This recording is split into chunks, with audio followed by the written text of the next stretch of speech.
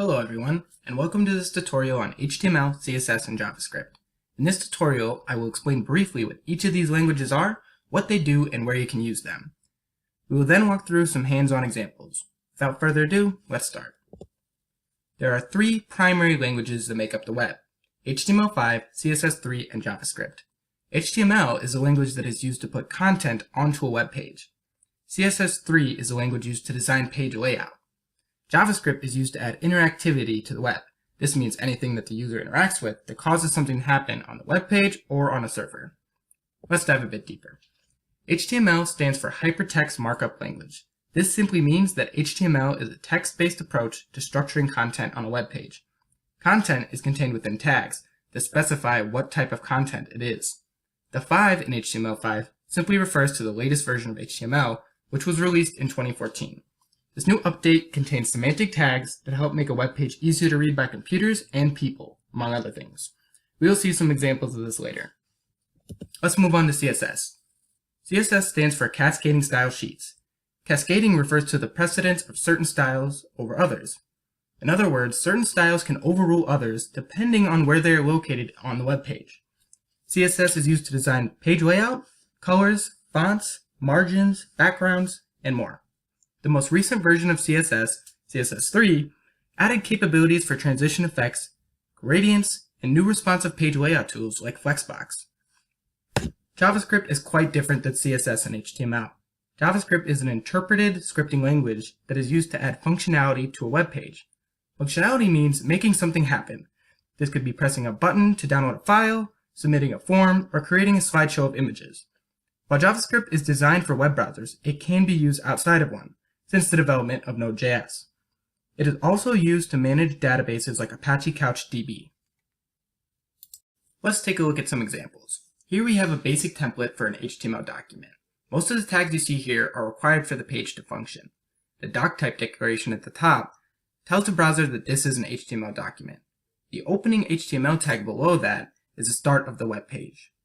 Everything within the head tag does not appear on the web page, but stores information for the browser.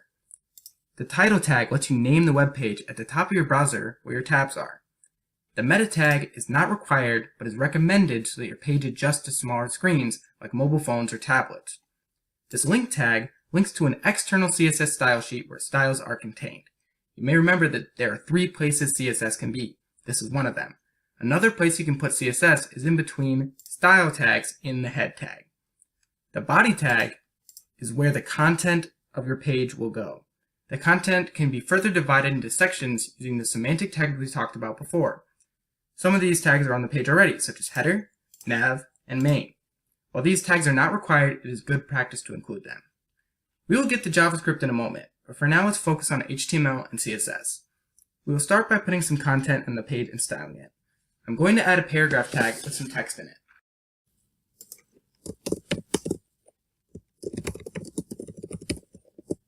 Now when we save the file and refresh our page in the browser, hello world will appear on the screen. This looks pretty boring though, right? This is where CSS comes in. We can make this text look any way we want. Let's specify the font size, add some color, and align the text in the center of the page. Go to our external style sheet. Let's make this 1EM. Color, make red, and let's align center. We save this page, go back to the browser, refresh our page, and there you have it. So far we have put our styling in an external style sheet. This takes the least precedence. Internal styles will overrule these. Let's try this out. Let's change the font size and color using internal style. You see I have already changed the font size to 2EM and the color to blue. We're going to save the page and refresh our browser. The last place you can put CSS is inside of an HTML tag. These are called inline styles and will overrule any other style. Let's try and change the font color with an inline style.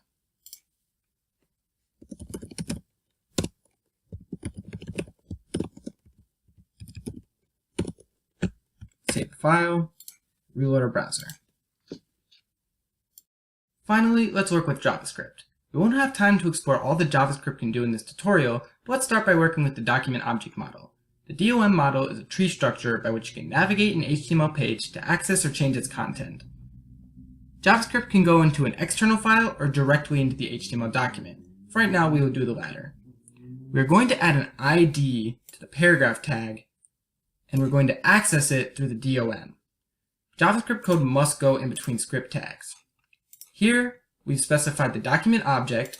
We've used this method, getElementById, to get the ID content.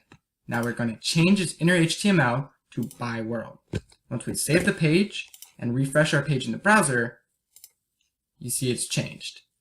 There you have it. You now know how to make a basic HTML page, style it with CSS, and use JavaScript to access the DOM and change its content.